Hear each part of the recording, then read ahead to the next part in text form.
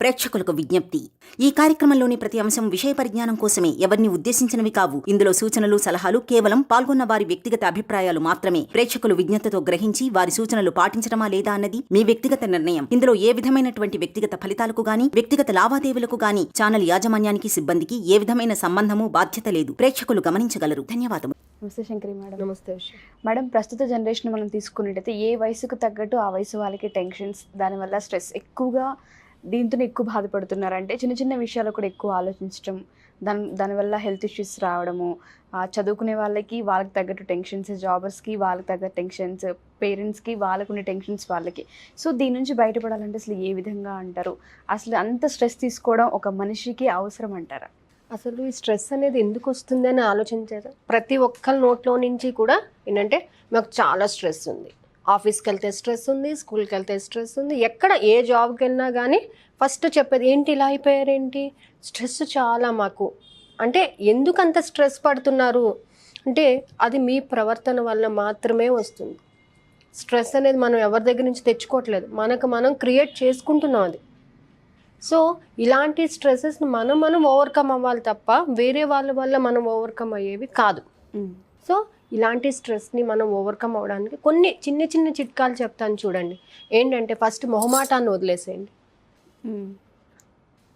అంటే ప్రతిదానికి నేనే ఉన్నాను ముందు, నేను చేసి పెడతానులే అని మొహమాటాలకు పోతుంటారు చూసారా, ఆ మొహమాటాలకు పోవడం వల్ల ఫస్ట్ స్ట్రెస్ ఫీల్ అవుతారు. అంటే ఎవరి దగ్గర అయినా సరే ఓవర్గా రియాక్ట్ అవుతూ ఉంటారు. మన బ్రెయిన్ మీద ఓవర్ థింకింగ్ ఎక్కువ పెట్టడం వల్ల ఏమవుతుంది, మనకి స్ట్రెస్ అవుతుంది. అంటే ఇప్పుడు ఎక్కడికన్నా చుట్టాలు వస్తున్నారు అనుకుందాం, చుట్టాలు వచ్చినప్పుడు ఏం చేస్తాము, వాళ్ళకి అది చేయాలి ఇది చేయాలని ఓవర్గా థింక్ చేస్తుంటాం. అప్పుడు ఏమవుతుంది, మనకి స్ట్రెస్ ఫీల్, చాలా భారంగా ఫీల్ అయిపోతాం. అదే కదా స్ట్రెస్ అనేది. అది కాకుండా నార్మల్గా ఉండండి, మీరు ఏం చేశారో అదే చేయండి. అతిగా ఎందుకు చేయాలి, లేకపోతే దీని అంతటికి నేనే బాధ్యత వహిస్తాను అని చెప్పేసి కొంతమంది ముందుకు వస్తుంటారు. నేను ఉన్నాను కదా, మీరు కామ్గా కూర్చోండి, నేను చేసేసుకుంటాను అంటారు. చేసేసుకుంటాను అనే లోపు మన శక్తి సామర్థ్యాలకి అది సరిపోతుందా లేదా అని ఆలోచన చేయరు, అవునా కదా. సో అప్పుడు ఏమవుతుంది, వర్క్ లోడ్ ఎక్కువైపోతుంది, ఫిజికల్గా మెంటల్గా రెండు విధాలుగా అలసిపోతారు. అప్పుడు బ్రెయిన్ మీద స్ట్రెస్ పడుతుంది. సో ఫస్ట్ మొహమాటాలు మానేసేయండి. నేను ఉన్నాను కదా మీరు వదిలేయండి, మొహమాటానికి చెప్పేస్తారు మాట. కానీ ఆ టైంకి మీరు చేయడానికి మీరు పడే స్ట్రెస్, టెన్షను మీ మీద ఒత్తిడి తీసుకొస్తుంది. ఓకే, నెక్స్ట్ థింగ్ ఏంటంటే మీరుగానే బతకండి. వేరే వాళ్ళ మెప్పు పొందడం కోసం యాక్ట్ చేయొద్దు. అంటే ఇప్పుడు చూడండి, ఒకరిలాగా మనం తయారవ్వాలి, వాడిని చూసి వీడిని చూసి నేర్చుకోవాలి అనే తపన ఫస్ట్ వదిలేసుకోవాలి.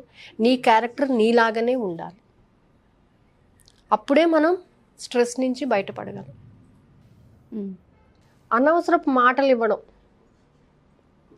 వాగ్దానాలు చేయడం, ఈ వాగ్దానాలు చేయడం వల్ల ఒకవేళ నిలబెట్టుకుంటామా లేదా అనే టెన్షన్, ఆ టైంకి అది సెట్ చేయగలుగుతామా లేదా అనేటటువంటి టెన్షన్. మిమ్మల్ని టెన్షన్ పెట్టే వ్యక్తుల నుంచి దూరంగా ఉండండి. ఫస్ట్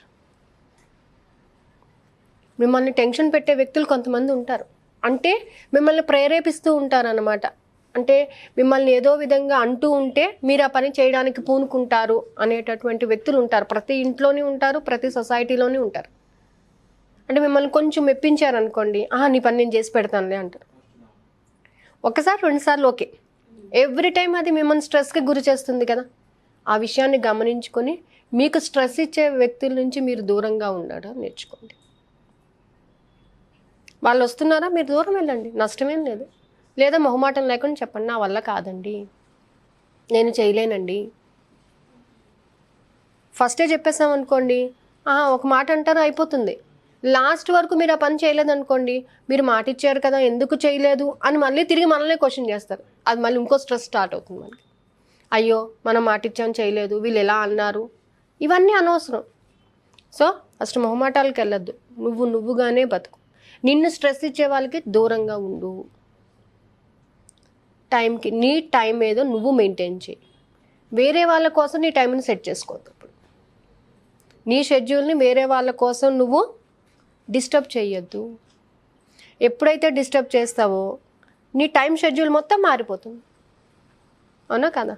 ఈరోజు మార్నింగ్ నువ్వు ఎక్కడికో వెళ్ళాలి, నువ్వు టైం ప్లాన్ చేసేసుకున్నావు ఆల్రెడీ, ఎవరో వస్తా అన్నారు, వాళ్ళ కోసం నువ్వు ఒక 1/2 అవర్ వెయిట్ చేయాలి. నీ షెడ్యూల్ అంతా ఏమైపోతుంది అక్కడ? వేస్ట్ అయిపోతుంది. దానికోసం నువ్వు తొందరగా వెళ్ళాలి, అక్కడ హడావుడిగా చేయాలి, సమ్ డిస్టర్బెన్సెస్ వస్తాయి, ఆటోమేటిక్గా ప్రతి దానిని కూడా మనం డిస్టర్బ్ చేసేసినట్టు అయిపోతుంది. అప్పుడు ఏమవుతుంది, మన బ్రెయిన్ మీద స్ట్రెస్ పడుతుంది. సో ఇన్ టైం కంప్లీట్ అయ్యే వర్క్ని ఇన్ టైం కంప్లీట్ చేసుకోవాలి. వేరే వాళ్ళ కోసం మనం మారద్దు. ఎక్కడ తగ్గాలో చూసుకోండి. అంటే కొన్ని చోట్ల మనము అంటే ఈ పని నేను ఒక వ్యక్తి మెట్టు మనం దిగితే బాగుంటుంది అనే చోట ఖచ్చితంగా దిగండి. వాదింపులొద్దు. వాదించే వ్యక్తులకి దూరంగా ఉండండి. 1 2 సార్లు, 3సారి కట్ డౌన్ చేయండి, వచ్చేసేయండి అక్కడి నుంచి. వాదించడం వల్ల ఏమవుతుందంటే మన బ్రెయిన్ కుసించుకుపోతుంది, స్ట్రెస్ ఫీల్ అయిపోతుంది. ఆ స్ట్రెస్ తీసుకొచ్చి ఇంట్లో వాళ్ళ మీద పెడతాం, ఇల్లంతా గందరగోళం తయారవుతుంది. ఆ వాతావరణం ఒక వారం రోజుల వరకు ఉంటుంది. అవునా కదా? సో వాదింపు ఉండే వ్యక్తుల దగ్గరికి వెళ్ళొద్దు. ఓసిడి ఉన్న వ్యక్తులకి దూరంగా ఉండండి. మెయిన్ థింగ్, వాళ్ళ చాదస్తపు అలవాట్లు మన మీద రుద్దే ప్రయత్నం చేసినప్పుడు వాళ్ళని దూరంగా పెట్టండి, మీరు వాళ్ళకి దూరంగా ఉండండి. ఎందుకంటే 6 నెలలు సావాసం చేస్తే వాళ్ళే వీలవుతారంట. సో ఈ సావాసంలో ఏమవుతుందంటే వాళ్ళ హ్యాబిట్స్ మీరు నేర్చుకోవడం వల్ల మీరు స్ట్రెస్కి గురవడానికి రీజన్ అయిపోతుంది. ఇంకొకటి ఏంటంటే, మీరు ఎప్పుడూ కూడా సొసైటీని బట్టి మీరు మాట్లాడటం నేర్చుకోండి. సొసైటీకి తగ్గట్టుగా మాట్లాడటం నేర్చుకోండి. అంతేగాని ఎవరి కోసమో మనం మాట్లాడద్దు, ఎవరి మెప్పు కోసమో మాట్లాడద్దు. సో ఇలాంటి చిట్కాలు ఎప్పుడైతే ఫాలో అవుతుంటామో స్ట్రెస్ అనేది తక్కువ అవుతుంది. ఇప్పుడు చిన్నపిల్లలు ఉన్నారు, ఫర్ ఎగ్జాంపుల్ హోంవర్క్ చేయలేదు, ఏరా హోంవర్క్ లేదు టీచర్ చేశాను, కానీ ఏమైందంటే తర్జన్ భర్జన్ మరి వాడికి ఏం సమాధానం చెప్పాలో తెలియదు. ఏమైందో తెలియదు మనకి, వాడికి ఏం సమాధానం చెప్పాలో తెలియదు. అదే వాడు ప్రాంప్ట్గా హోంవర్క్ చేయడానికి పేరెంట్స్ టైం ఇచ్చారనుకోండి, వాడు చేసుకొస్తాడు. అది అర్థం కాలేదా టీచర్, నాకు అర్థం కాలేదని ఓపెన్గా చెప్పండి. అంతేగాని అర్థం కాలేదని చెప్తే టీచర్ ఏమనుకుంటారు అనేటటువంటిది లేకుండా. నెక్స్ట్, 2 వ్యక్తుల మధ్యలో మాట్లాడేటప్పుడు మ్యాక్సిమం సైలెన్స్ పాటించండి. 3 వ్యక్తులు ఉన్నారండి, ఫస్ట్ వ్యక్తి 3rd వ్యక్తి మధ్యలో మీరు ఉన్నప్పుడు సైలెన్స్ పాటించండి. ఎవరికి సపోర్ట్ చేయొద్దు, ఎవరి గురించి మాట్లాడద్దు. ఎందుకంటే తర్వాత ఈ ఫస్ట్ వాడు 3rd వాడు ఒకటైపోతారు, మధ్యలో ఉన్న వాళ్ళు బ్లేమ్ అవుతారు. ఇలాంటివి తెలుసుకుని దాన్ని కాన్ఫ్లిక్ట్ మేనేజ్మెంట్ అంటారు. ఎప్పుడు మాట్లాడాలో మనం అప్పుడే మాట్లాడాలి, ఎంత మాట్లాడాలో అంతే మాట్లాడాలి. మితిమీరి మాట్లాడిన స్ట్రెస్కి గురవుతారు. సో ఇవన్నీ ఏంటంటే మనకి తెలిసినవే, కానీ మనకి తెలియకుండా మనం చేసేటటువంటి పొరపాట్లు. అందరూ నా వాళ్ళే అనుకుంటాం, చివరి ఆ పనంతా చేసేటప్పటికి మన వెనకాల ఎవరు ఉండరు. Never expect anything from anyone. ఎవరి దగ్గర నుంచి ఏది ఎక్స్పెక్ట్ చేయకండి. ఎక్స్పెక్ట్ చేయడం వల్ల స్ట్రెస్ ఫీల్ అవుతారు. మీకున్న దాంట్లోనే మీరు గెటిన్ అవ్వడానికి ట్రై చేయండి. మీ వర్క్ని మీరు ఇంప్రూవ్ చేసుకోండి, మీ స్కిల్ని మీరు ఇంప్రూవ్ చేసుకోండి.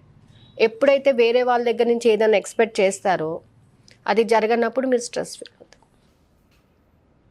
సో ఎప్పుడు కూడా వేరే వాళ్ళ గురించి మీరు డిపెండ్ అవ్వద్దు, వేరే వాళ్ళ మీద డిపెండ్ అవ్వద్దు, ఏది ఆశించద్దు. మీ వర్క్ మీరు కరెక్ట్గా చేసినప్పుడు మీకు కావాల్సింది ఆటోమేటిక్గా మీ దగ్గరకు వస్తుంది. సో స్ట్రెస్ని ఈ విధంగా రిలీవ్ చేసుకోవచ్చు. ఫుడ్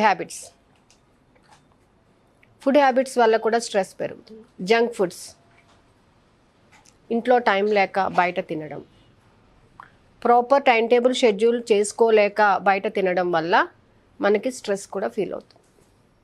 సో ఇలాంటివి వదిలేస్తే చాలా హ్యాపీ లైఫ్ని లీడ్ చేయొచ్చండి. ఎవరో ఏదో అంటారు, ఏదో చేస్తారు కాదు, మనం హెల్దీగా ఉండాలి, మన పిల్లల కోసం మనం బతకాలి, మనం ముందుకు వెళ్ళాలి అని అంటే మనం మనలాగానే ఉండాలి. ఎవరి కోసం మేకప్ వేసుకోవద్దు, ఎవరి కోసం మాట ఇవ్వద్దు. మనకి ఎంత అంటే పూర్వకాలం చెప్పేవారు, మంచం ఎంత ఉంటే కాళ్ళు అంతే చాపాలంట. మంచానికి మీరిపోయి చాపామనుకోండి కాళ్ళు నొప్పులు వస్తాయి, బ్రెయిన్ కూడా దెబ్బతింటుంది. కాబట్టి మనకున్న పరిధిలోనే మన సోర్సెస్ పెంచుకోవాలి. ఇంకా పెద్ద చేయించుకోవడానికి ట్రై చేయాలి, లేకపోతే ఇంకో ఆప్షన్ చూసుకోవాలి.